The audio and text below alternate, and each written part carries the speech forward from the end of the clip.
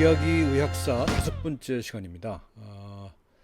병원의 역사라고 이름을 붙였거든요. 병원의 역사입니다. 그러니까 우리 교재에는 수술 때 위에서 뭐 이렇게 제목이 돼 있는데 그 병원과 수술이라고 하는 것이 굉장히 긴밀하게 연결돼 있었거든요. 그래서 이름을 제목을 살짝 바꿨습니다. 그래서 병원의 역사라고 제목을 잡았고요. 지난 시간에는 이제 치료 술식의 역사를 했잖아요. 그래서 술식이 여러 가지 다양한 그 술식 속에 이제 수술이 포함되어 있잖아요. 근데 그런 것과 관련해서 이제 주로 병원이라고 하는, 그러니까 병원이라고 하는 것은 치료 술식은 개별적인 거지만 병원이라고 하는 것은 그것이 어떻게 사회화된 그런 기구죠. 그렇죠? 그런 사회적 기구란 말이죠. 사회적 실체죠. 병원이라는 것은. 술식이라는 것은 개인 환자를 대상으로 하는 것이지만 병원은 그걸 어떻게 사회가 제공해 주느냐, 그런 수식들을, 그런 것에 대한 얘기란 말이죠. 그래서 병원의 역사라고 잡아봤습니다. 제목을. 5번째입니다. 그래서 전체 우리가 지금 얘기하고 있는 것들이 지금 어디쯤 와 있는가를 다시 한번 살펴볼 필요가 있을 것 같아요. 우리가 처음에는 이제 몸의 역사를 얘기했죠. 몸의 역사를 얘기했습니다. 그 다음에 이제 질병의 역사를 얘기했어요. 그러니까 정상적인 몸, 그 다음에 그 질병의 역사 봤고, 그다음에 그 질병을 어떻게 분류하느냐. 진단이라는 것은 결국 그걸 어떻게 분류하느냐에 따른 문제잖아요. 그래서 어떻게 분류하느냐를 따져봤고, 그다음에 지난 시간엔 그 술식 분류를 해서 그럼 어떻게 치료하느냐라고 하는 것을 얘기했어요. 그리고 오늘은 그것을 어떻게 사회적으로 제도화하느냐. 그러니까 병원의 역사죠. 그것이 바로 병원의 역사인 겁니다. 그래서 몸의 역사, 질병의 역사, 그다음에 질병 분류의 역사, 진단의 역사, 그다음에 술식의 역사, 그다음에 병원의 역사, 이렇게 진행된다는 것을 이제 우리가 알 필요가 있습니다. 그리고 다음 시간에는 의술의 미래에 대한 이야기를 해볼 겁니다. 그리고 우리 수업의 마지막 파트에 청진기가 사라진 이후라고 하는 책에서 또 미래 얘기를 다시 하게 될 겁니다. 자, 오늘 이야기의 이제 순서입니다. 먼저 전통시대의 외과수를 얘기할 겁니다. 우리 처음 시간에도 이런 얘기를 했었어요. 전통시대에는 우리가 생각하기에는 굉장히 원시적이고 거의 아무런 술식이 없었을 것이라 생각하지만 그렇지 않았다고 하는 사실들이 이러저러한 사례를 통해서 밝혀지고 있다는 거잖아요. 그래서 전통시대, 그러니까 선사시대에도 외과수시 있었다는 겁니다. 그리고 이제 고대 국가로 넘어오면서 뭐 정복 전쟁 같은 걸 하게 되고요. 그러니까 고대에도 이제 병원이 만들어지기 시작해요. 특히 이제 그 다음에 나옵니다만 로마 시대 발렌투리나리아 같은 그런 전쟁과 관련된 그런 병원이죠. 그 다음에 이제 회진 이야기를 할 겁니다. 회진이 중요한 이유는 뭐냐면요. 회진이 중요한 이유는 회진이라고 하는 것이 무슨 의미냐면 교육과 임상 활동이 전봉이 되는 겁니다. 그러니까 회진이라고 하는 것은 여러 사람이 의사들이 또는 그 학생들이 같이 환자를 보면서 환자와 문답을 통해서 그 환자의 상태에 대한 그 질문을 하잖아요. 그러면서 교육이 이루어지는 겁니다. 회진은 바로 교육과 관계에 있는 겁니다. 교육 플러스 임상, 이게 이제 회진의 의미라고 얘기할 수가 있을 것 같아요. 그 다음에 이제 병원이라고 하는 것은 다음에 얘기합니다만 그 기원에서 보면은 굉장히 어떤 자선 사업의 일환으로 시작돼 있었거든요. 병원이라는 것은 자선 사업의 일환으로 시작되는데, 그러다 보니까 상당히 그 투자가 없을 때는 굉장히 열악한 상태가 있게 됩니다. 병원 상태가 굉장히 열악합니다. 그래서 실제로 보게 되면은 위생 상태라든가 영양 상태라든가 이런 것들 굉장히 열악한 상태를 볼 수가 있습니다. 그래서 이제 그런 것들에 대한 병원 개혁 운동이 일어나죠. 병원 개혁 운동이 일어나서 이제 오늘 같은 그런 위생적인 병원으로 가는 그런 거가 되는 거죠. 자, 그다음에 이제 병원과 관련돼서 굉장히 중요한 것이 마취입니다. 마취. 이 과거에는 이 마취가 없이 수술을 다 했잖아요. 마취 없이 수술을 했기 때문에 그 외과 의사의 가장 큰 미덕은 뭐였는가? 빠른 거였습니다. 고통을 최소화하기 위해서 빨라야 됐던 거거든요. 근데 이 마취를 통해서 통증을 컨트롤할 수 있게 됨으로 해서 어떤 변화가 생겼느냐? 아주 그 시간을 오래 들여서 정교한 수술을 할 수가 있겠다는 겁니다. 또 한 가지 멸균법입니다. 이 멸균법도 굉장히 중요한 거거든요.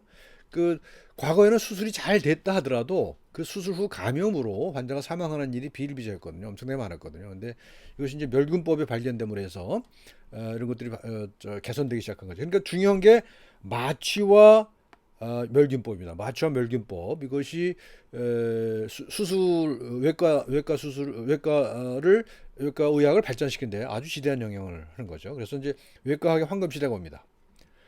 그래서 이제 20세기로 넘어오죠. 20세기에서 또 20세기야말로 진짜 엄청난 발전이 특히 외과 의학에 있어서 엄청난 발전을 이루는 그런 시기가 되겠죠. 그래서 20세기까지 병원을 살펴볼 거고요. 그다음에 이제 지금은 21세기잖아요. 지금 미래의 병원에 대해서도 좀 살펴보도록 하겠습니다. 그리고 마지막으로 자료가 많지가 않습니다만 우리나라의 병원은 과연 어떤 역사를 가지고 있는가 하는 것에 대해서 알아보도록 하겠습니다. 전통사의 외과술은요. 지난 시간에도 얘기했습니다. 트레파닝입니다. 그러니까 천두술이죠. 이걸 천두술이라고 그래요. 천두술. 그러니까 두개골에 구멍을 뚫는 거죠. 천두술이라고 하는 것은 아주 오래전부터 BC 만년 전부의 유골부터 발견이 됩니다. 그래서 그런 것들을 했다고 하는 것이 이제 기록으로 남아 있고요. 그다음에 이제 농양 같은 것들이 생겼을 거 아니겠어요? 이제 고름이 생기면 그거를 째서 고름을 빼낸다든지 또는 조그만 종양 같은 거 있을 때 그것을 제거한다든지 하는 수술은 이미 선사시대부터 행해졌다는 거죠. 그다음에 오래된 수술이 뭐냐면 카타락입니다. 그러니까 백내장이죠. 백내장이라고 하는 것은 아주 고대로부터 많이 발견됩니다. 그래서 백내장 수술은 고대로부터 많은 기록들이 남아 있어요. 그다음에 리노플라스티인데 이거 뭐냐면 코 성형술이죠. 코 성형술. 근데 이것도 이제 고대로부터 많이 행해졌는데 그 이유가 뭔가 하면 고대 형벌 중에는 코를 잘라내는 그런 형벌이 있었거든요. 그래서 뭐 노예가 도망간다든지 뭐 부정을 저질렀을 때 코를 잘라내는 그런 형벌을 강하는 경우가 많았거든요. 그래서 그것을 나중에 회복하기 위한 그런 수술들이 아주 일찍부터 발달했습니다. 특히 인도에서 이런 코성형 수술 많이 발달했습니다. 뒤에 다시 그림에서 보겠습니다. 그 다음에 이제 목시버스천무죠. 뜸이죠, 뜸. 우리 이제 한의학에서 많이 쓰는 거죠.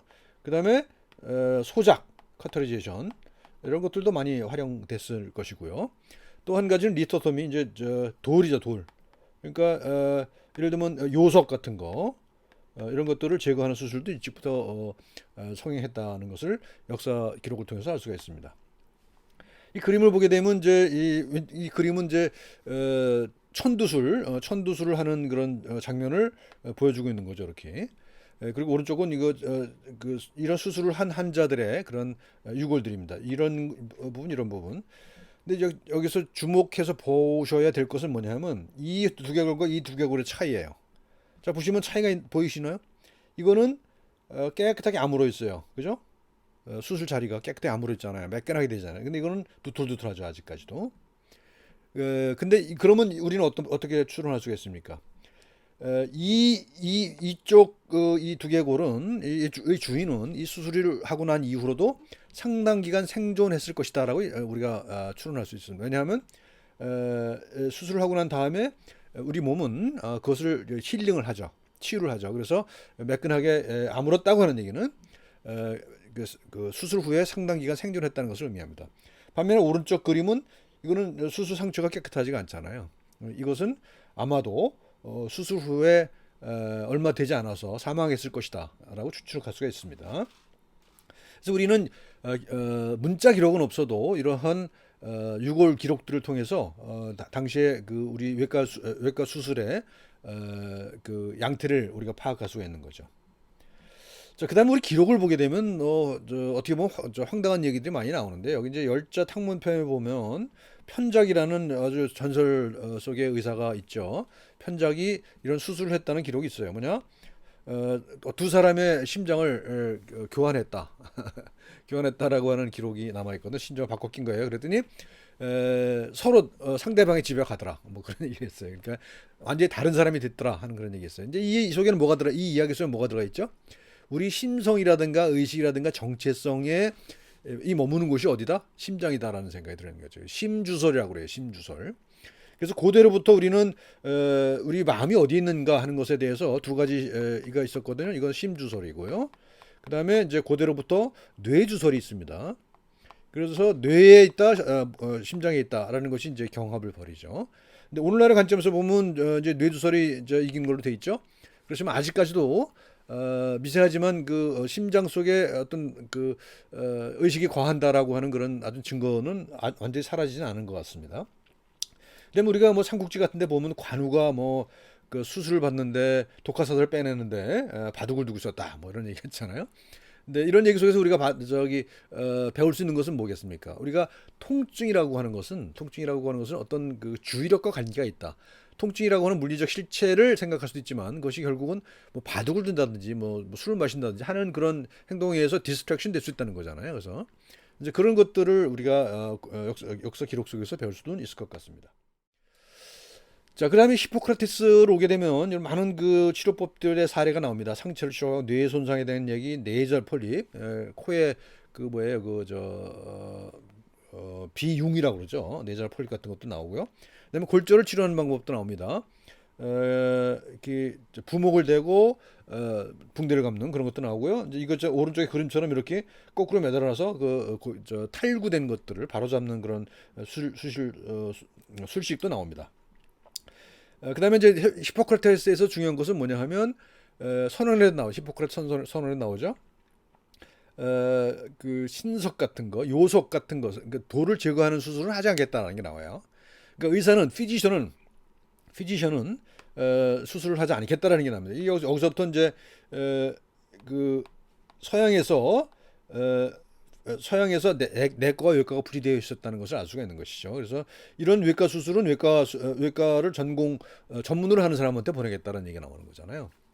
그래서 이제 그런 거고. 그다음 또 한 가지는 이 고름, 러더블 포스라고 그래요. 고름이 나오는 것 같다가 이것은 아주 영광스러운 것이다. 고름이 나오면 이제 치유가 됐다라고 하는 그런 사유가 이때부터 있었다라고 하는 사실들을 히포크라테스의 문서를 통해서 알 수가 있습니다. 자, 고대 병원입니다. 고대 병원은 최초의 병원은 이 그림에서 보는 것과 같이 이두 그림에서 보는 바와 같이 신전입니다. 신전. 아스클레피아라고 하는 그런 신전입니다. 고대 그리스의 그 병원은 아스클레피아라고 신전입니다. 이것처럼 이런 야외 극장도 있고요. 그다음에 신전이 있어요. 신전이 있고 그 신전에 들어갈 때는 이런 그 전시되는 게 있습니다. 이거 뭐냐면 점토판에다가 내가 어디 아픕니다라고 이렇게 써요. 써놓고 들어갑니다. 들어가서 신전에서 잠을 자요. 그러면 아스클레피오스라고 하는 신이 내려와서 치료를 해준다라고 하는 그런 신화적인 치유가 행해졌다는 겁니다. 그리고 그러면서 동시에 이런 그 공연도 해죠. 연극 공연, 특히 이제 비극을 공연했는데 이런 공연을 통해서 카타르시스를 얻고 또 여기 주위에 보면은 운동시설도 있어요. 운동시설도. 그러니까 말하자면 이 아스클레피온이라고 하는 것은 고대의 종합 레조트였다고 볼 수가 있어요. 그래서 질병도 치료하고 거기서 스포츠도 하고 연극도 관람하고 이러면서 치유를 도모했던 그것이 이제 고대 최초의 병원이라고 얘기할 수 있습니다. 자, 그러다가 이제 고대 로마로 오잖아요. 고대 로마로 오게 되면 물론 이제 고대 그리스에서 전쟁이 많았습니다만 고대 로마는 특히 전쟁이 많았잖아요. 그러니까 이 전쟁에 나가는 사람들을 돌봐줘야만 했습니다. 물론 그거 말고도 검투사들이 있었기 때문에 검투사들을 돌보는 그런 의사들이 필요했죠. 의술이 필요했죠. 그래서 우리가 지금 의술의 어떤 그 선조로 알려져 있는 갈레누스라는 의사가 있잖아요. 아잖아요. 우리가 얘기했잖아요. 갈레노스라는 의사가 원래 검투사를 치료하는 의사였죠. 그래서 검투사를 치료하면서 많은 상처를 봤을 거 아니겠어요. 그래서 그러면서 의술을 발전시킨 거였어요. 비슷한 취지로 고대 로마에는 발렌투디나리아라고 하는 병원이 있었어요. 말하자면 야전병원입니다. 이건 야전병원. 이 아까 이 아스클레피오는 이거는 이제 고정되어 있는 어떤 특정한 장소에 있는 거지만 이 발레투디나리아는 이제 야전 병원이었던 거예요. 그러니까 병원이었던 거죠. 그래서 전쟁에서 다친 병사나 또는 노예들을 치료하는 그런 병원이었다는 겁니다. 그리고 이제 로마가 기독교로 개정을 하잖아요. 기독교로 개정을 하면서 자선병원이 나타나기 시작합니다. 자선병원이라는 게 중요해요. 이게 이제 서양의 전통과 우리의 전통과 좀 차이가 나는 건데 서양에서의 병원은 최초 설립 단계부터 자선병원이었어요. 그러니까 그 불황아라든지 집이 없는 사람들 이런 사람들을 그 모아서 잠자리를 제공하고 먹을 것을 주는 그런 거였거든요. 그러다가 거기서 병자가 발생하면 질병도 치료하는 뭐 그런 거였단 말이죠. 그래서 이제 그런 거였는데 이것이 이제 이후에 변화를 하죠. 그래서 보시면은 자선병원이었고 그다음에 이제 서기 500년 경에는 500명 이상을 수용하는 시설들이 만들어지기 시작했다는 거예요. 그리고 겨우 서기 7세기 경에는 콘스탄티노플이죠. 동로마 제국에 이제 그 병원들이 세워지기 시작하고 이때부터는 이제 남녀 병동을 구분하고 뭐 진료실을 만들고 하는 이런 일들이 벌어진다는 겁니다. 그러니까 이 7세기 이전의 병원들은 주로 이제 수용 시설이었다고 한다면 이때 콘스탄티노플 이후로는 어떤 치료라고 하는 개념들이 조금씩 포함되기 시작하죠. 하지만 여전히 중세 유럽의 병원은 자선단체, 자선기관이었다라는 사실을 알 필요가 있습니다. 이 그림은 이제 고대의 그 분만 장면을 그린 그림입니다. 그래서 이제 우리는 지금 대부분 그 산부인과에서 산모가 누운 자세에서 아기를 낳잖아요. 근데 그것은 이 그림을 보여드리는 이유는 그런 자세는 결코 자연스러운 자세는 아니다라고 하는 말씀을 드리려고 그래요. 생각해봐도 상식적으로 생각해봐도 그렇죠. 아이를 낳을 때 그 아이의 그 체중을 활용하는 것이 훨씬 더 유리하겠죠. 그래서 앉아서 낳거나 이렇게 쪼그려서 앉거나 엎어져서 낳는 것이 우리 전통의 출산 자세였다고 하는 사실을 알 수가 있습니다. 우리 조선 시대에도 그랬다고 그래요. 그러니까 누워서 낳는 것은 분만이 산부인과로 넘어간 이후의 일이라고 얘기합니다. 그러니까 우리가 이 지점에서도 의술의 본질에 대해서 좀 더 생각해 볼 필요가 있다는 생각을 하게 됩니다. 자, 그다음은 이제 그 할례죠. 할례. 이것은 원래 그 포경 수술을 얘기하는 겁니다. 할례는 본래 종교적인 의식에서 시작된 거였잖아요. 종교적인 의식에서 시작된 거였는데, 근데 이것이 이제 지금은 어떤 그 의술의 영역으로 넘어온 걸로 돼 있습니다. 하지만 아직도 그런 어떤 종교적인 어떤 신화적인 그런 관념을 가지고 있는 경우가 많아요. 그러니까 유대교인들이 주로 하던 그런 시술이었죠. 할례라는 것은. 그렇습니다. 그래서 그림에서 보는 바와 같습니다. 그래서 이렇게 아이가 태어나면 어린 아이 때 벌써 할례를 하죠. 그래서 이것이 하나님의 자손이라고 하는 증표로 삼았다는 거 아닙니까? 유대인들이. 근데 그것이 기독교로 넘어오면서 특히 미국으로 전파가 됐고 이제 유대교가 아님에도 불구하고 미국에 전파됐고 그것이 유교라고 하는 계기를 통해서 우리나라에 들어왔죠.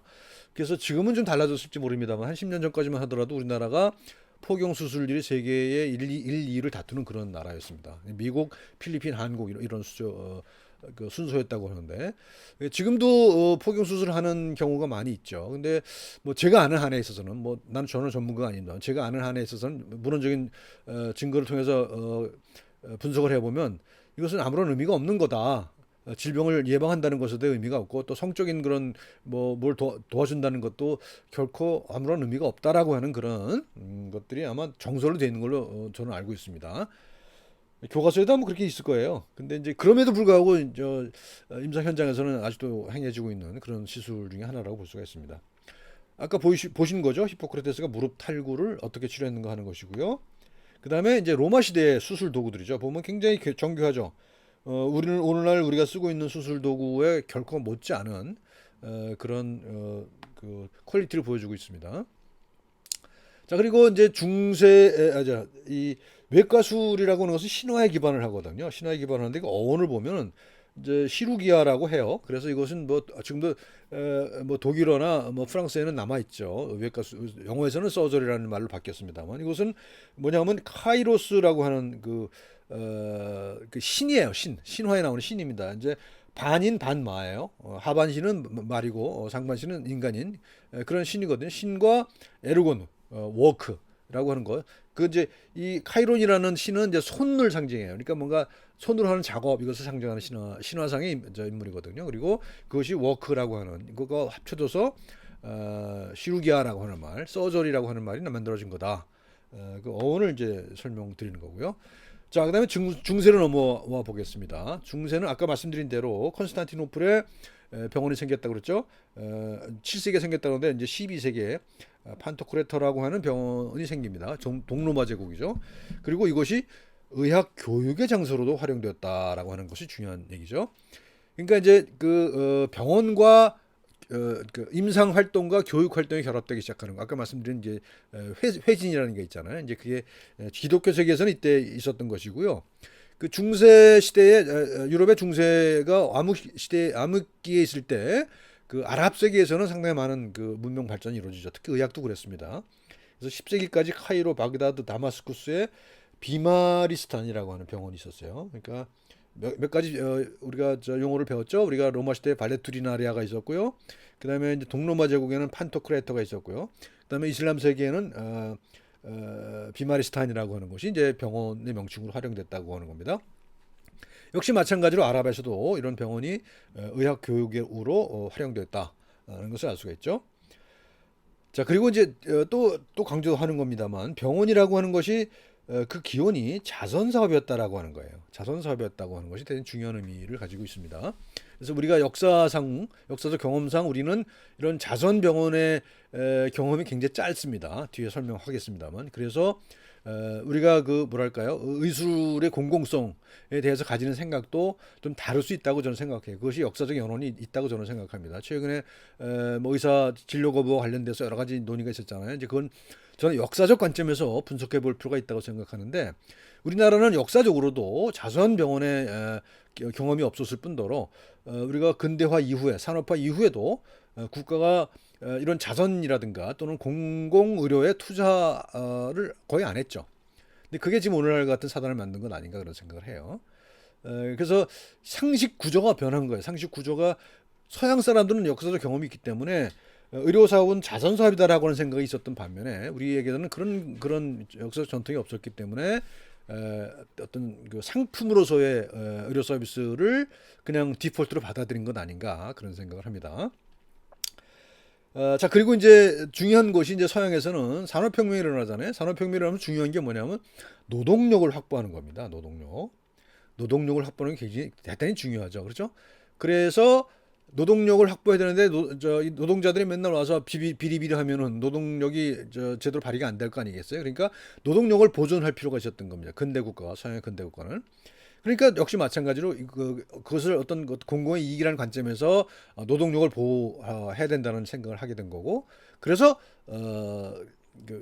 완전히 무료는 아니다 하더라도 무료 치료의 전통이 세워질 수 있었다라고 하는 겁니다.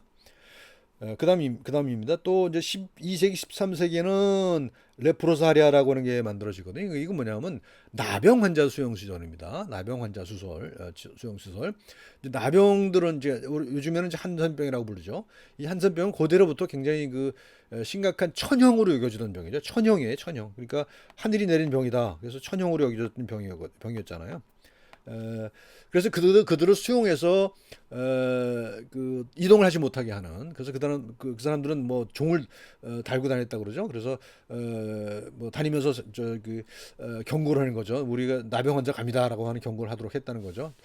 요즘의 관념으로 보면 대단한 인권 침해지만 그 당시에는 그럴 수밖에 없었던 그런 역사적 경험이 있습니다.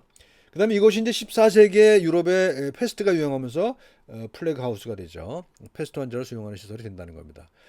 자, 지금까지 보신 것만 보더라도요, 유럽의 병원이라고 하는 것이 어떤 역사적 맥락 속에서 세워졌는가 하는 것을 알 수가 있는 거죠. 어떤 사회적 문제를 해결하기 위한 것이었어요. 그죠? 사회적인 문제를 해결하기 위한 것이었는데, 우리는 그런 경험이 별로 없었던 것 같다. 이게 제 말씀의 요지입니다. 자, 그리고 이제 외과학이 발전하기 시작한 것이 대단히 중요한 사례가 뭐 베살리우스의 해부학이죠. 우리가 첫 시간에 얘기했던가요? 해부학이 발전하면서 외과학이 발전할 수가 있었던 것이죠. 그렇죠? 자, 그리고 이제 아까 말씀드렸던 이제 코어 성형 수술인데, 이거 보시는 바와 같이 지금의 관점으로 봐도 대단히 선진적인 그런 수술 기법입니다. 뭐냐면 이마에 있는 요 살을 떼서 코를 제거를 하거든요. 그런데 이마에 있는 걸 그대로 다 떼면은 어떻게 되겠습니까? 혈행이 막히죠. 피가 공급이 안 된단 말입니다. 그러니까 코 모양을 요렇게 도려낸 다음에 요 밑에는 그냥 놔둬요. 그죠? 그러니까 피가 흐르라고 놔두는 거죠. 그래서 싹 돌려서 여기다 꿰매준단 말이죠. 이게 고대에 이미 특히 인도에서 이런 코 성형 수술이 아주 발전했다라고 하는 것을 알 수가 있죠. 그래서 이런 결과고요. 또 이렇게 그 페디클드 그래프트라고 그러죠. 이렇게 해서 이제 이마에서 딸 수 없는 경우에는 요 저 그 팔뚝에서 이렇게 오려서 이렇게 갖다 붙여놓고 여기 자르지 않죠. 자르지 않고 이렇게 이제 이런 걸 대서 밴드를 대서 움직이지 못하도록 그렇게 상당 시간 지난 다음에 그다음에 이제 여기를 제거해내는 거죠. 뭐 이런 식의 수술을 했다는 겁니다. 그다음에 또 수술 중에서 이제 그 중요한 것들은 뭐냐면 이런 커터리죠. 커터리. 이거 뭐죠? 소작이라고 그러죠. 소작. 불로 달군 걸로 지지는 거죠. 지지는 거. 주로 이제 그 지혈을 하는 데 썼을 것이죠. 지혈을 하는 데 썼습니다. 요거는 뭐 최근에도 그 현대적 수술실에서도 물론 전기를 사용하긴 합니다만 지혈을 하는 데 있어서 이런 커터를 쓰고 있죠. 일렉트릭 커터를 쓰고 있습니다. 자, 그다음에 이제 여기 보면은 아마도 이제 아주 그 초기에 생겼던 병원들의 모습입니다. 예를 들면 이제 오텔 듀라고 하는 곳이 파리에 651년 서기 651년에 세워집니다. 이게 이름이 호텔이죠. 이게 프랑스에서는 호텔이 이게 하스피탈인가 봐요. 그러니까 알 수가 있죠, 여러분들. 호텔이라고 하는 것과 하스피탈이라고 하는 것이 어원이 같다는 사실들을 알 수가 있는 거예요. 그렇죠? 그러니까 손님을 맞이하는 곳이었어요. 하스피탈의 어원은 그래요. 호텔이었어요. 그래서 거기서 호의를 베푸는 잠자리를 제공하고 먹을 것을 제공하고 하는 것이 이제 호텔의 기원이고 병원의 기원이었던 겁니다. 근데 우리 전통에 그런 것이 없었다라고 하는 거고요. 그다음에 이제 오른쪽은 이제 그 제왕절개 수술이죠. 제왕절개 수술이 이제 기록되어 있는데 이 그림을 보시게 되면 대충 짐작을 하시겠지만 최초의 제왕절개 수술은 산모와 태아를 함께 살리는 게 아니었어요. 산모는 뭐 거의 죽는 거죠. 산모가 죽어가는 산모 속에서 살아있는 아이를 꺼내는 것이 이제 제왕절개 수술이었을 것이라는 거죠. 이게 이제 그 앞에 말씀드린 호텔 듀, 파리에 있는 호텔 듀, 최초는 아니지만 아주 초기 시기의 병원의 모습이거든요. 보면은 한 침대에 두 사람이 누워 있기도 하고 그렇죠. 그리고 이 다른 그림을 보게 되면 굉장히 위생 상태가 열악하다는 사실들을 알 수가 있습니다. 그래서 그런 이제 요게 이제 호텔 듀의 모습이고요. 오른쪽 그림은 제가 한 20년쯤 전에 그 장소에 갔던 건데 그 장소에 현대식 병원이 이렇게 들어서 있더라고요. 이게 바로 이제 노틀담 사원 바로 옆에 있는 그런 겁니다. 자, 그리고 이제 17세기 경부터는 부터가 아니라 이 경에는 주로 그 의사들이 이렇게 떠돌아다니는 의사들이 이제 많았다는 겁니다. 특히 이제 특정 질병에 대해서 예를 들면 신석을 제거한다는 말이죠. 그러니까 결석을 제거하는 것을 전문으로 하는 사람 또는 뭐 백내장을 수술을 전문으로 하는 사람 뭐 이런 식의 그 전문가들이 사실은 제너럴리스트보다 먼저 있었다는 겁니다. 우리는 지금 제너럴리스트가 돼야 그죠? 지표가 돼야 그 다음에 스페셜리스트가 되잖아요. 근데 고대 역사에서는 스페셜리스트가 먼저 있는 거예요. 그건 이제 무슨 특별한 교육을 받는 거라기보다는 어깨너머로 배워서 이제 하는 거니까요. 그래서 그 또돌이 외과 의사가 많았던 것이죠. 주로 이제 그랬던 거고요. 그다음에 오른쪽은 보면 10세기경에 이제 세워진 병이에요. 산트 마리아 델라 스칼라 뭐 이런 데인데 그때 병원의 모습입니다. 그때 병원의 모습이고 그 안에 그 당시에 저 병원에 관련된 그런 그 컨텐츠를 보여주는 그림인데 이 그림 속에서 우리가 상당히 재미있는 것들을 많이 발견할 수가 있습니다. 해석하기에 따라서 이 화가가 어떤 의도를 가지고 있는지는 뭐 정확히 알 수는 없습니다만 우선 기본적으로 이런 치료 행위가 있죠. 치료 행위가 있고요. 그다음에 성직자가 있습니다. 그다음에 이제 여기 뭐 내과 의사도 있고 외과 의사도 있고 그랬을 거예요. 그렇죠? 그리고 이제 재밌는 거 뭐냐면 요 밑에 그려 있는 그림이죠. 개와 고양이가 으르렁거리고 있습니다. 개와 고양이가 으르렁거리고 있는 모습을 보여주고 있고, 뭐 성직자가 있고 상인들이 있고, 그죠? 이제 의사가 있고, 뭐 이래요. 그리고 여기 보면은 이제 이 환자의 모습이 흑인이죠. 흑인의 모습입니다. 흑인의 모습이 보이고 있고, 이게 개와 고양이가 으르렁거리고 있다. 이것은 이제 아마도 화가는 이 병원 내에서 벌어지고 있는 어떤 내부적인 정치, 그 권력 다툼, 이런 것을 의미하는 것이 아니겠는가 그런 생각을 합니다. 정직자들과 이제 의사들 간의 문제, 또 내과 의사, 외과 의사의 문제, 거기 지원을 하는 사람. 그러니까 중세 병원이라는 것은 자선 병원이기 때문에 부자들이 거기다 출원을 하거든요. 그래서 그것이 부의 상징이었단 말이죠. 자선 사업이라는 것이 부의 상징이었었어요. 유럽에서는 초기부터. 그래서 그런 사람들이 이제 이런저런 권력 다툼을 표시한 것이 아니겠는가 그런 생각을 합니다. 자, 1540년이죠. 16세기 중반인데 이때는 이발사와 외과 의사들이 합칩니다. 영국에서. 이 사람이 이제 헨리 8세인데요. 길드 오브 서전즈와 컴퍼니 오브 바버즈가 합칩니다. 그러니까 외과 의사와 이발사가 따로 있었는데 이제 둘이 합치게 되는 거죠. 그래서 이것이 외과의 역사라고 얘기할 수 있는 거죠. 이제 18세기 말이죠. 19세기 거의 다 된 즈음인데 토마스 롤란드슨이라고 하는 이 당시에 영국 화가가 있는데 이게 수채화예요. 근데 이 사람이 이제 이런 의술 장면에 대한 그림을 엄청나게 많이 그립니다. 그 중에 하나거든요. 그러니까 이 외과 수술 장면을 그리는 거죠. 보면은 보시다시피 이렇게 사람들이 둘러싸여 있고 다리 절단 수술을 하는데 그냥 아무런 마취도 없이 그냥 톱으로 자르는 그런 장면을 보이고 있는 거죠. 그러니까 이 외과라고 하는 것은 처음부터 공포와 거의 동일시된 그런 거라고 볼 수가 있습니다. 그러니까 수술은 거의 고문에 가까운 그런 것이었다고 볼 수가 있습니다. 우리가 마취술이 발견되기 이전에는요. 그리고 이제 이거는 유방암 수술이거든. 이것도 역시 18세기인데요. 유방암 수술 장면을 그려준 거예요. 이 유방암 이 당시에는요, 이 수술을 받았던 환자가 기록한 생생한 기록들이 남아 있을 정도로 그 고통이라고 하는 것이 어마어마했다는 것을 우리가 알 수가 있습니다. 그다음에 이제 이거 산부인과죠. 이제 17세기 말입니다. 윌리엄 헌터라고 하는 사람이 이제 자기 동생인 존 헌터와 같이 이 당시를 외과 수를 주름 잡던 사람이에요. 그러니까 윌리엄 헌터는 산부인과, 그다음에 존 헌터는 외과인데 그중에 특히 구강외과를 많이 이제 발전시킵니다. 뭐 특히 그런 것이 아니라 이제 전반적인 외과를 향하죠. 그때 이제 아이가 이렇게 자리 잡고 있다는 사실들을 이제 그림을 통해서 밝힙니다. 그리고 이 사람들은 어떻게 돈을 버냐면요, 해부학 학원을 열어요. 그래서 그 당시에만 하더라도 의과 대학이라고 하는 것이 제대로 자리를 잡지 않았을 때거든요. 영국 같은 경우에. 그래서 해부학 학원을 만들어서 의사들을 모집을 해서 거기서 해부학을 가르치는.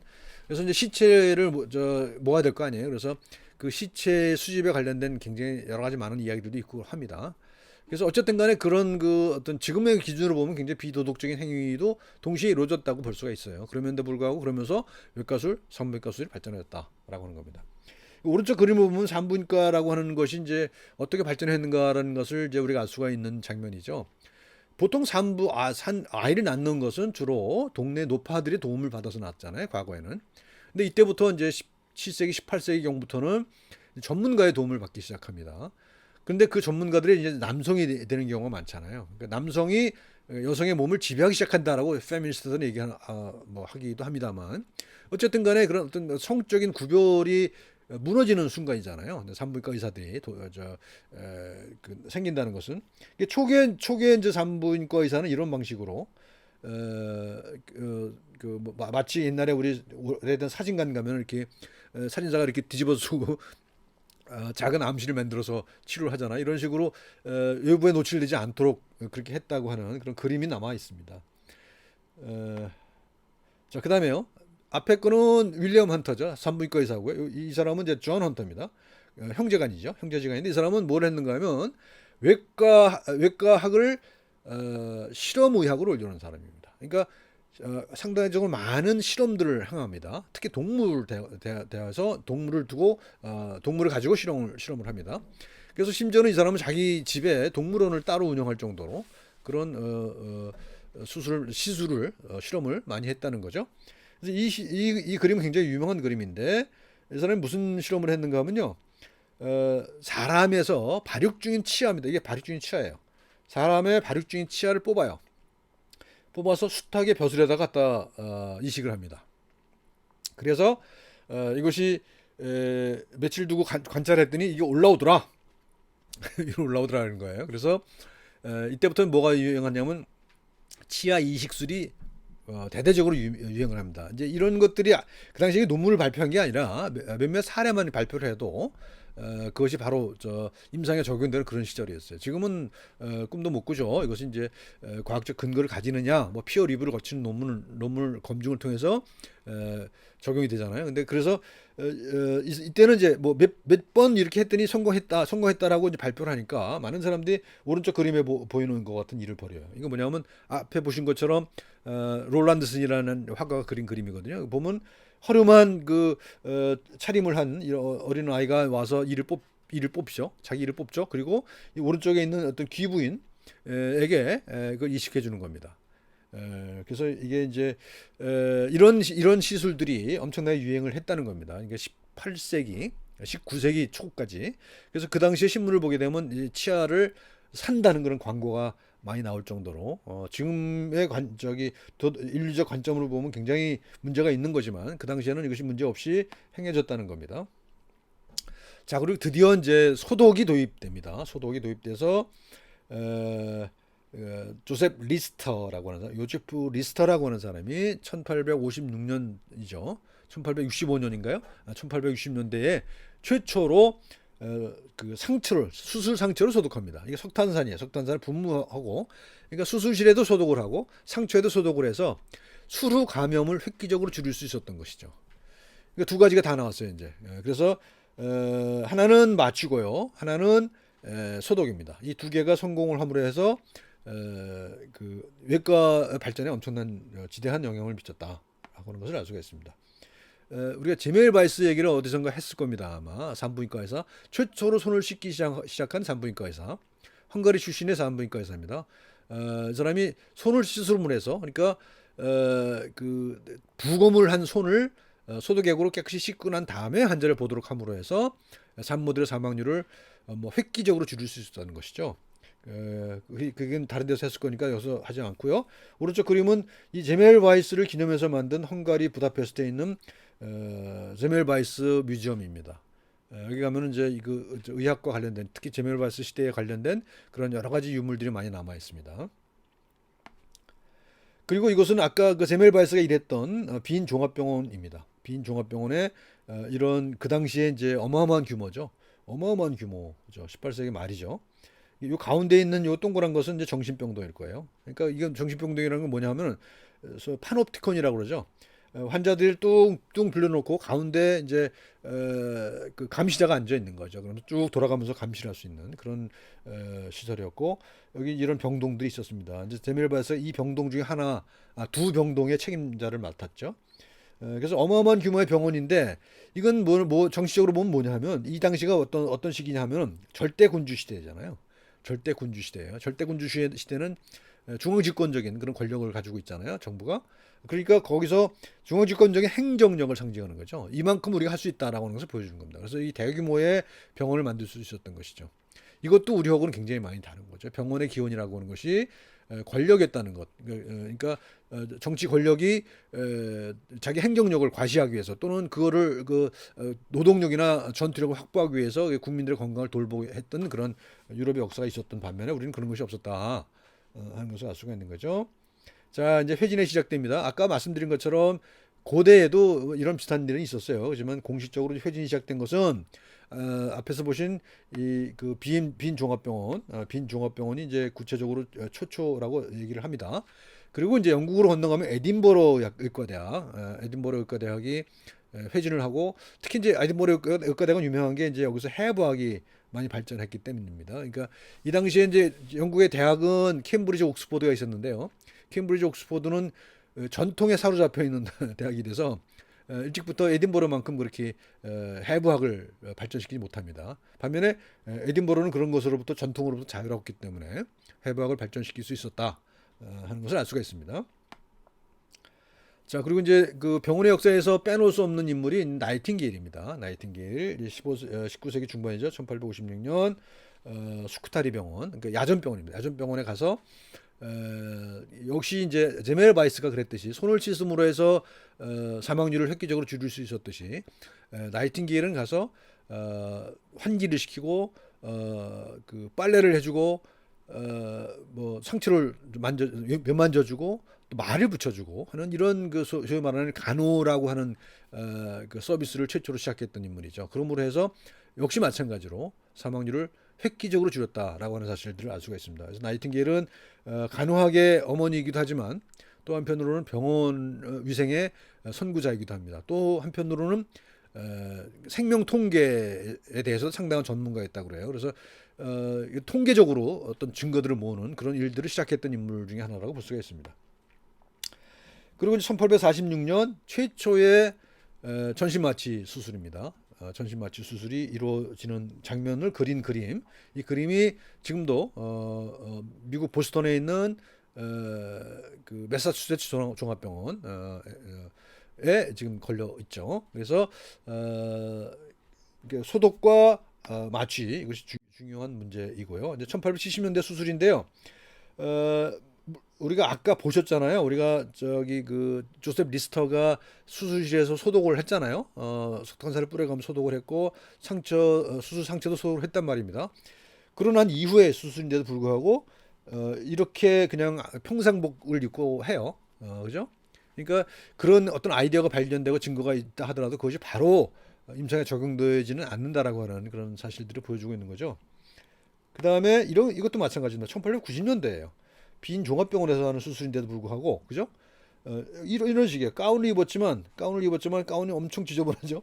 엄청 지저분하고 뭐 장갑도 없고요, 그죠? 마스크도 없고요. 이런 상태에서 수술했다는 겁니다. 그래서 오늘날과는 많이 다르죠. 그러니까 뭡니까? 거의 한 40년 이상 됐어요. 그러니까 이 제멜바이스가 손을 씻으라고 주장을 했고, 그다음에 조셉 리스터가 수술실과 상처를 소독하기 시작한 시간으로부터 몇십 년이 지난 동안에도 이것이 별로 임상에 적용되지 않았다라고 하는 사실들을 알 수가 있죠. 근데 20세기 초음은 이런 장면 우리가 보는 흔한 장면들을 목격하게 되죠. 그다음에 또 한 가지 그 수술과 외과술에서 대단히 중요한 의미를 가지는 것이 수혈입니다. 수혈. 란투슈타이너라고 하는 사람이 이제 혈액형을 발견하죠. ABO형 혈액형을 발견해서 이제 수혈을 할 수 있게 됩니다. 과거에도 수혈은 많이 있었거든요. 그랬지만 이 혈액형 때문에 부작용으로 사망하는 경우가 대다수였다는 겁니다. 근데 이제 란투슈타이너가 혈액형을 발견해서 혈액형을 맞춰서 수혈을 하게 됨으로 인해서 상당히 큰 진전을 이루게 되죠. 그래서 이것이 이제 그 1차 대전에 최초로 활용되기 시작한다는 겁니다. 그리고 1차 대전 때는 또 마찬가지로 방사선 1895년이죠. 렌트겐이 이제 방사선 사진을 최초 촬영한 게 그다음에 그 이후에 이제 방사선 촬영이 많이 이제 보급이 됐던 것이고 그래서 1차 대전 때에도 이런 방사선 촬영이 일반적으로 행해졌다는 겁니다. 물론 굉장히 부피도 크고 무거운 그런 불편한 그 기계였습니다만 그렇습니다. 자, 그다음에 20세기에 들어와서는요, 이제 후송 체계가 확립됩니다. 1차 대전 전쟁을 통해서 후송 체계를 만들어내요. 그래서 이때부터 후송 체계가 만들어지니까 어떻게 됩니까? 분화가 돼요. 병원이라고 하는 서비스와 1차 진료가 구분이 되기 시작합니다. 외래 서비스와 입원 서비스가 구분되는 거죠. 그리고 앰뷸런스가 도입되죠. 앰뷸런스가. 그래서 후송이라는 개념이 나타나기 시작하는 거죠. 그리고 이제 이런 그 여러 가지 기술들이 도입되니까 그 이전에는 이제 자산병원들이 이제 부자들의 기부를 통해서 운영이 됐단 말이죠. 또는 뭐 종교기관의 기부를 통해서 이루어졌든가 그랬단 말이죠. 그런데 비용이 많이 드니까 자산병원들이 재정적 위기를 맞게 됩니다. 돈이 들어가요. 돈이 부족해요. 그러니까 이때부터 이제 그 미국과 유럽이 나눠지기 시작하는데요. 이제 미국 같은 경우는 비즈니스 모델이 적용됩니다. 미국은 비즈니스 모델이에요. 그래서 이 질병을 치료하는 데 있어서도 이거는 이제 어떤 사업의 일환으로 여기는 것들이 생기게 된단 말이에요. 20세기에 와서. 그 이제 부담을 줄여주기 위해서 이제 보험 제도가 들어오는데 역시 보험이라는 것도 상업적 성격인 거잖아요. 그래서 미국은 그런 방향으로 진행이 됩니다. 근데 유럽은 어땠는가 하면 국가가 재정 지원을 합니다. 국가가 재정 지원을 해서 이제 특히 이제 영국이 1948년부터 NHS를 도입을 하잖아요. 그래서 이거는 이제 전 국민이 모두 혜택을 받는 거죠. 그래서 처음에는 이제 의사들이 굉장히 많이 반대를 했지만 어떤 협상을 통해서 이러저러한 그 타협점을 만들어내면서 오늘까지 온 것이고 지금은 그 NHS 내부에 있는 의사나 또는 외부의 평가자들이 볼 때 가장 만족스러운 그런 보건 시스템으로 돼 있습니다. 그 기본은 어디냐? 이 갈라지면 어디에 있느냐? 미국은 비즈니스 시스템이고 영국은 국가 지원에 국가가 책임을 맡고 이저 의료 서비스에 투자를 했다는 겁니다. 그러니까 우리는 지금 이 영국 시스템을 못 따라가고 있죠. 그렇지만 물론 우리가 상당히 그 성공적인 건강보험 시스템을 운영하고 있다는 것은 많은 사람들이 인정을 합니다만 공공의료 서비스가 없다는 것, 10%가 채 안 된다는 거예요.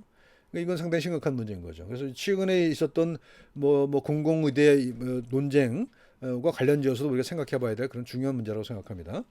자, 처음에는요, 영국 NHS는 처음에는 국가가 거의 모든 걸 책임지는 시스템이었어요. 그래서 인두제를 적용했거든요. 그러니까 내가 병원에 그 로컬에 개업을 하고 있으면은 나한테 등록된 환자의 머릿수만큼 국가로부터 돈을 받았단 말이죠. 그러니까 사회주의 시스템이었던 것이죠. 그러다가 점차적으로 자본주의 시스템이 도입됩니다. 그 안에도 NHS라는 것 자체가 굉장히 사회화된 의료 시스템이지만 그 내부에도 상당히 많은 그 상업적 요소가 도입되기 시작합니다. 그 대표적인 게 뭐냐면 인터널 마켓이에요. 인터널 마켓. NHS 시스템 내부에서 경쟁을 하는 거죠.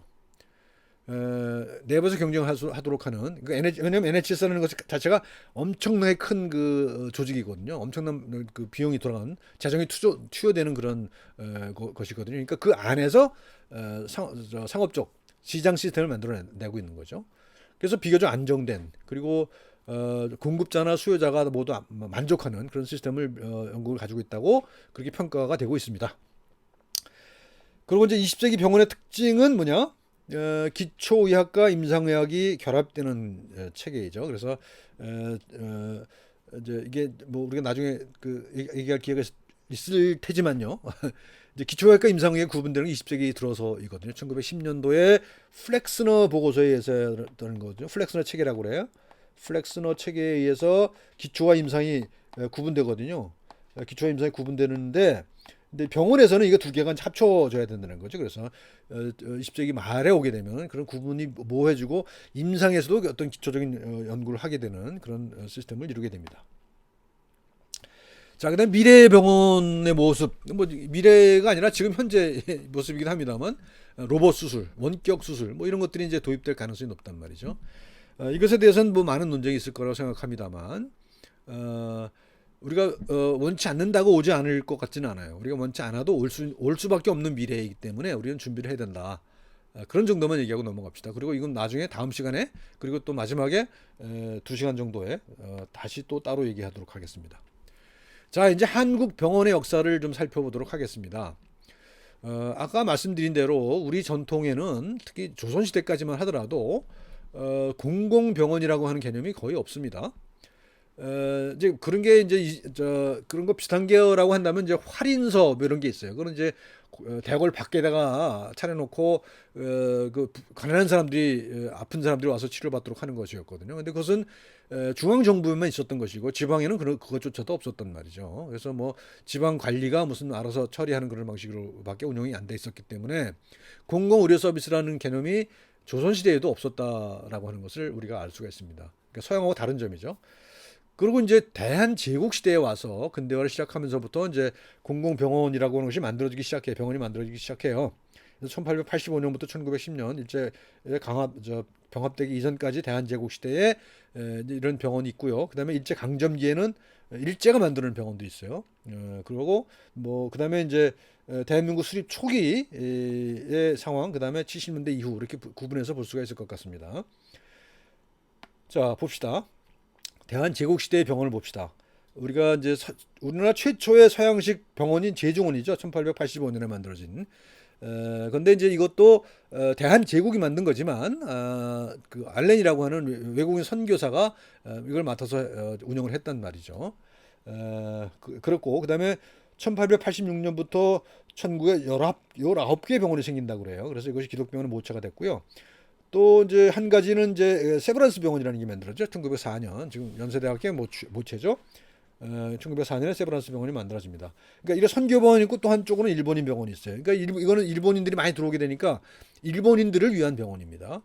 그래서 이것이 사실은 그 서양식 의료기관이 제중원이 최초라고 그러지만 그 대상을 일본인으로 확대하면은 1877년 부산에 생긴 재생의원이 더 먼저라는 거예요. 그래서 사실은 뭐 최초의 서양식 의료기관을 보기도 해요. 재생의원을 부산에. 그다음에 이제 생생의원, 일본 병원, 뭐 일본관 이런 것들이 여기저기 생깁니다. 근데 결국은 이거는 일본인 병원입니다. 그래서 조선인을 위한 병원은 이 선교병원이 최초라고 할 수가 있습니다. 그래서 선교병원이 생겼는데 문제는 뭐냐 하면 이것이 전통이 그렇게 길지 않았다는 거죠. 역사가 굉장히 몇십 년밖에 되지 않은 거기 때문에 그 전통이 지금까지 이어지기가 어려웠다고 하는 것이죠. 대한제국식의 병원 1899년에 내부병원이 생기고 이것이 광제원이라는 것이 되고요. 근데 이때만 하더라도 서양 의학이 독점을 하는 체계는 아니었어요. 그래서 이제 1899년에 관리의학교가 만들어지는데요. 이때 이제 초대 교장이 우리 잘 아는 지석영 선생입니다. 근데 아시다시피 지석영 선생은 서양 의학을 공부한 사람이 아니에요. 한의사 출신이고 거기에 이제 종두법을 배워서 종두를 시행했다는 것이지 서양 면허를 가진 사람은 아닙니다.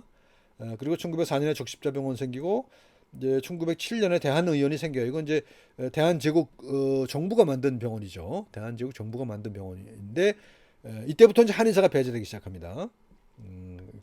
그래서 이제 그 1913년에 가면 이제 의사규칙, 의생규칙이라는 게 만들어져. 의사규칙, 의생규칙이 만들어져요. 이때부터 이제 뭐냐면 구분이 되죠. 의사와 의생이 달라요. 의사는 서양의학을 공부한 사람, 의생은 전통 의학을 하는 사람 이렇게 구분이 됩니다. 그래서 이제 그 한의학이 차별을 받기 시작하는 그런 역사가 시작되는 거죠.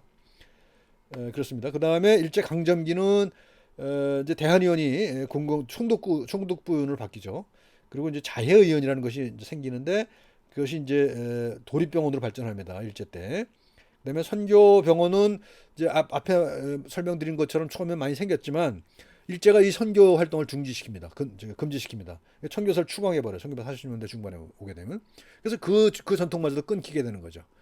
그러니까 선교병원이 그 발전해서 지금까지 계속 이어졌다고 한다면 우리가 다른 전통을 가질 수도 있었지만 선교병원이 다 사라지고 공공병원이 요만큼 있었고 그다음에 나머지는 민간병원으로 채워집니다. 그래서 소규모 병원이 생기기 시작하고 1932년에 백병원이 만들어지죠. 백병원 우에무라 요가병원을 인수합니다. 그리고 그 이후에도 이제 이런 그 비슷한 류의 민간 병원들이 생기죠. 그래서 뭐 성심병원이라든지 또 뭐 길병원이라든지 뭐 그건 더 최근의 일입니다만 이런 것들이 만들어져서 이제 민간 병원이 이제 주도하는 그런 그 시스템이 만들어집니다. 우리한테는. 자, 대한민국 수립 초기입니다. 공공병원은 이런 게 이제 만들어져 있었어요. 그래서 근데 굉장히 낙후된 시설이 낙후돼 있었고요. 그다음에 선교병원은 좀 남아 있었죠 아직까지도. 그래서 복음병원 우리 부산에도 있죠. 그다음에 위생병원, 기독병원 뭐 여러 가지 많이 있어요. 원주 기독병원 이게 이제 지금 원주 그 의과대학으로 만들었죠. 뭐 이런 식으로 해서 기독병원이 많이 설립돼 있고 그렇지만 지금 운영되는 방식은 여전히 어떤 민간 병원의 그 형식을 띄우고 있기 때문에 선교적인 성격이 많다고 볼 수는 어려울 것 같습니다. 자, 민간 병원은 뭐 백병원, 서울제일병원, 고려병원 이런 것도 생겼습니다. 그다음에 대한민국 수립 초기에 보면은 5개 의과대학이 있었다고 그래요. 그리고 이제 1953년에는 부산대학교 병원이 만들어지죠. 그다음에 이제 이렇게 쭉 대학병원들이 만들어지기 시작합니다. 그렇지만 대학병원이라고 하더라도 물론 교육을 한다는 그런 특징은 있습니다만 여전히 그 민간 병원의 성격을 많이 갖죠. 뭐 국립병원 같은 경우는 이제 국고 지원을 받습니다만 민간 그 스스로의 그 재정을 해결해야 되는 국립병원 나중에 공사로 전환이 되잖아요. 다 전부 다 지금 부산대병원도 마찬가지고요. 공사로 전환되면서 그 독립재산을 하게 되면서 수익 구조가 중요한 그런 시스템이 만들어집니다. 이것이 이제 우리나라 공공의료가 약화되는 그런 데 기여한 거 아닌가 그런 생각을 합니다. 그래서 공사가 되죠. 서울대가 78년에 공사가 되고 그다음에 83년부터는 시도립병원도 공사가 돼 버려요. 그래서 국가가 또는 지방자치단체가 운영하는 것이 아니라 독립적으로 운영하는 것이 된단 말이죠. 선교병원 세브란스가 아직 남아 있고 민간 병원들은 또 이렇게 쭉 해서 지원을 받고 있긴 합니다만 굉장히 약하다 그런 정도로 말씀드릴 수 있을 것 같습니다. 자, 오늘 드린 그 말씀들은 여러 가지가 이제 섞여 있는데 우리가 처음에 그 교재로 선택했던 책이 이제 절판이라서 여러분들이 구하지 못한다 그래서 좀 내용을 여기저기서 끌어왔습니다. 특히 이제 오늘 보여드린 그림의 출처는 이 책입니다. 케임브리지 일러스트레이티드 히스토리 오브 메디신이라는 책인데 굉장히 그 유명한 책이고요. 여러분들도 뭐 도서관 이런 데 가서 보시게 되면은 또는 인터넷을 검색해도 볼 수가 있습니다. 이런 책들이 있으니까 참고해서 보시면 되겠습니다. 자, 오늘 얘기를 정리하자면요. 주로 이제 병원 이야기를 했습니다. 병원과 외과 수술을 이제 같이 얘기했습니다만 주로 병원의 역사인데요. 병원이라고 하는 것은 서양에서는 일찍부터 자선 사업으로 시작됐다라고 하는 말씀드렸죠. 자선 사업으로 시작됐고 그리고 이제 그것이 이제 그 2차 대전 이후에 갈라집니다. 갈라지는데 미국 같은 경우는 이제 비즈니스 모델로 정착이 되고 유럽 같은 경우에는 국가가 관장하는 그런 공공의료 서비스 시스템으로 분류가 된다고 크게 볼 수가 있을 것 같습니다.